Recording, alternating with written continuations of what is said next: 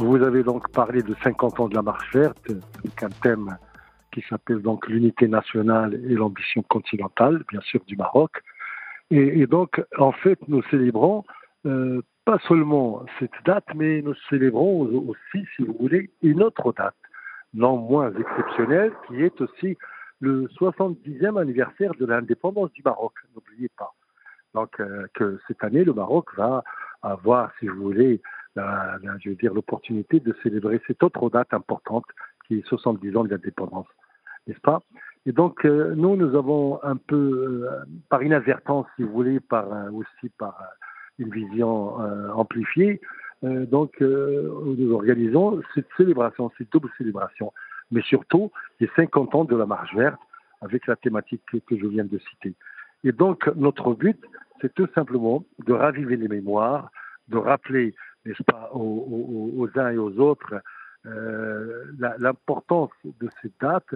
C'est donc une célébration mémorielle, mais c'est aussi quelque chose qui vient, pardonnez-moi l'expression, après une série d'événements non moins exceptionnels que sont, je citerai donc la décision du Conseil de sécurité et l'adoption de la résolution 2797 sur je ne dirais pas sur le Sahara, parce qu'il s'agit bien sûr du Sahara, mais c'est surtout sur l'adoption, si vous voulez, par les Nations Unies, et je le souligne, du plan de règlement que le Maroc a proposé en avril 2007, et qui évidemment qui est une vision félicitée, j'allais dire, mise en exergue par la communauté internationale pour un règlement pacifique, consensuel, qui évidemment aboutit, si vous voulez, devrait aboutir, à un règlement définitif de cette question, comme l'a dit Sa Majesté.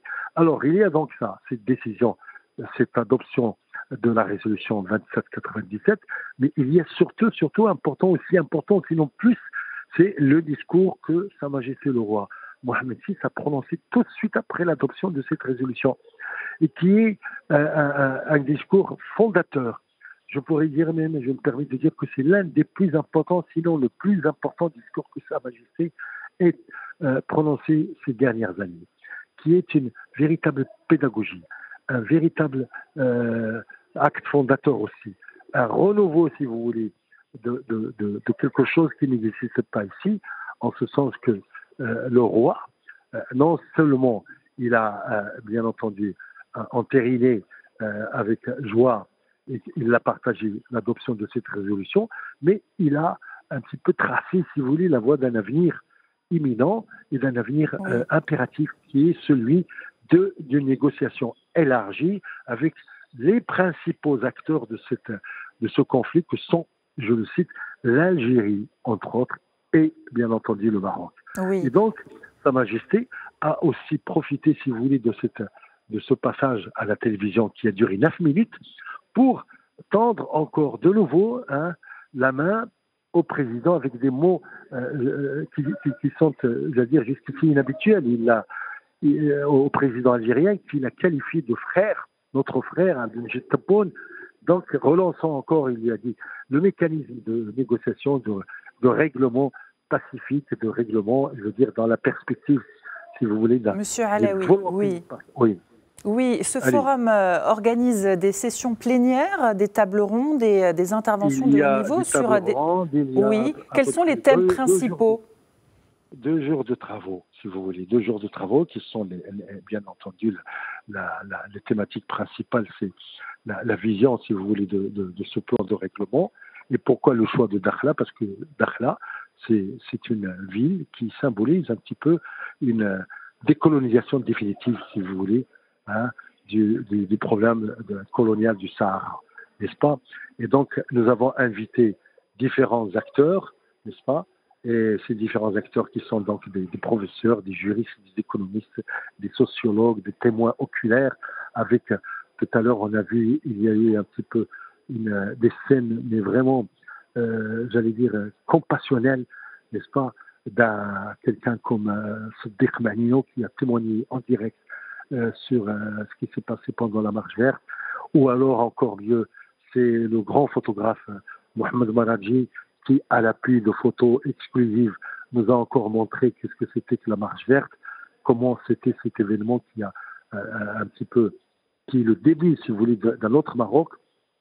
Et puis là-dessus, il y a évidemment tout le programme qui se décline et qui a été lancé par Sa Majesté le Roi en 2015, qui a en fait mobilise une centaine de milliards de dirhams pour la construction, si vous voulez, la construction ou l'achèvement, si vous voulez, des projets de Dakhla. Donc, les experts qui sont avec nous, chacun à sa manière.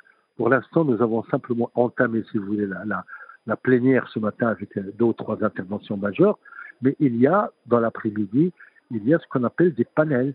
Et des panels portant sur la mémoire du Sahara, portant sur le numérique, comme l'a exprimé ce matin la ministre, si vous voulez, chargée du numérique, n'est-ce pas, Madame Sakhrouchni.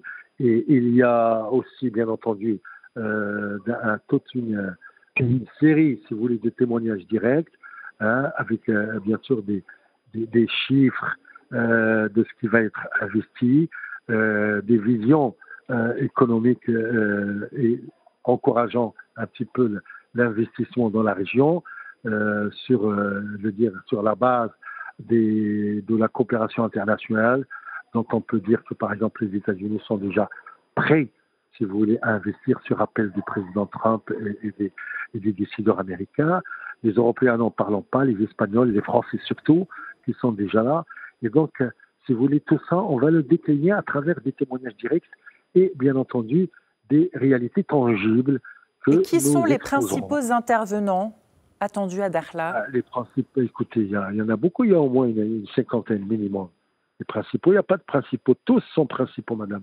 Il n'y a pas de différence. C'est-à-dire qu'en fait, on a des témoignages locaux, si vous voulez, de gens du Maroc, nationaux, mais il y a aussi des experts internationaux qui viennent, qui sont là, n'est-ce pas, des économistes comme Védier, comme beaucoup, je veux dire, je ne peux pas les citer comme ça individuellement, mais c'est la thématique qui nous ramène évidemment à un sujet principal, c'est-à-dire l'émergence de cette région dans sa déclinaison continentale, comme le définit le titre, l'émergence des provinces qui vont connaître bien entendu encore un autre développement, et ceci appuyé, bien sûr, solidifié, si vous voulez, sur le principe, si vous voulez, de ce qu'on appelle aujourd'hui la vérité historique qui a éclaté le 31 octobre dernier, n'est-ce pas, et qui va légitimer toutes les initiatives. Bien sûr, le plan de règlement, plus la vision économique de Sa Majesté, plus ce qu'on appelle maintenant, si vous voulez, ce projet d'autonomie qui va être lancé, parce que je pense, et je l'ai dit moi personnellement, c'est que Sa Majesté a donné déjà, il y a quelques jours, le temps, en réunissant les forces vives de ce pays à travers les élites et les hauts responsables, mais aussi parce que avec la constitution prochaine d'une task force qui va réfléchir sur un petit peu la déclinaison opérationnelle de ce projet.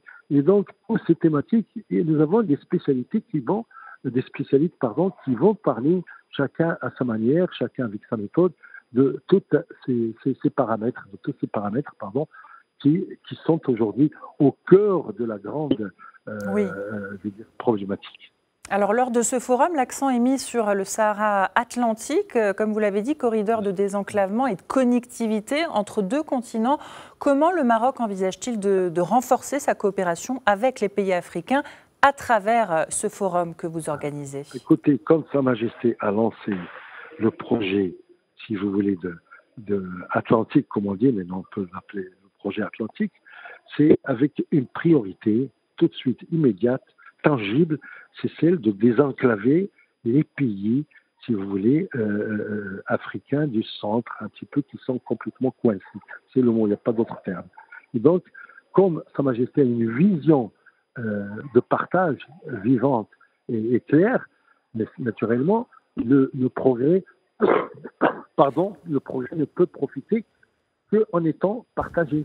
Le progrès ne peut être, je veux dire, réalisable et réaliste qu'en étant aussi un projet commun qui, évidemment, partage un petit peu les préoccupations. J'en parle aussi parce qu'il n'y a pas que les succès. Les succès, on y tente tous, mais il y a aussi comment y arriver. Et donc, le désenclavement est là, à travers ce projet atlantique. Mais maintenant, vous parlez d'un axe atlantique, mais c'est un axe pratiquement transatlantique. Pourquoi? Parce que c'est l'ouverture sur l'océan, mais c'est aussi un axe qui va partir à peu près, je dirais, du nord, de Tanger, en passant par toute cette côte qui fait quand même 3500 kilomètres et qui arrive jusqu'au sud, si vous voulez, du continent africain. Et bien sûr, c'est triangulaire parce que ce parcours kilométrique maritime, il traverse aussi obligatoirement, si vous voulez, les régions du Sahara, hein, bien sûr, et les régions, si vous voulez, qui sont enclavées, comme les pays du Sahel en particulier, et avec cet objectif aussi, c'est un petit peu de faire échapper cette région au terrorisme, aux violences qui sévissent, à la déstabilisation. Et bien entendu, le projet s'inscrit dans cet effort marocain qui est celui d'être l'exemple d'une nation pacifique constructive. Merci. Merci beaucoup Hassan Alaoui d'avoir répondu aux questions de Médien TV. Vous êtes directeur de la publication de Maroc Diplomatique. Vous étiez en direct avec nous depuis Dakhla. Merci à vous.